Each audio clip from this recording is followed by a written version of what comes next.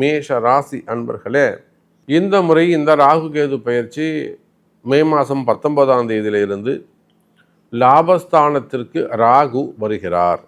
அதே சமயத்தில் 5ஆம் இடத்தில் கேது, பூர்வ புண்ணிய ஸ்தானத்தில் பஞ்சமஸ்தானத்தில் சூரியனுடைய வீட்டில் பகை வீட்டில் அமரக்கூடிய கேது, அதே போல் பகை வீட்டிலே அமரக்கூடிய ராகு.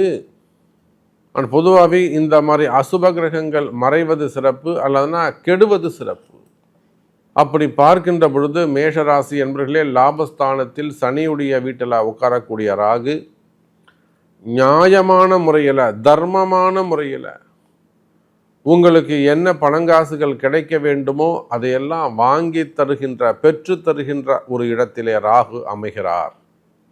அப்போ எதையெல்லாம் நீங்கள் ஏமாந்தீர்களோ, எதையெல்லாம் நீங்கள் விடுபட்டீங்களோ, அந்த விட்ட காசுகளை எல்லாம் ஓரளவுக்கு மீண்டும் வேறு வழியில், அதுவும் எப்படிங்க, நியாயமான வழியில் சம்பாரித்து கொடுக்கக்கூடிய வாய்ப்பை இந்த ராகு உங்களுக்கு தரப்போகிறார்.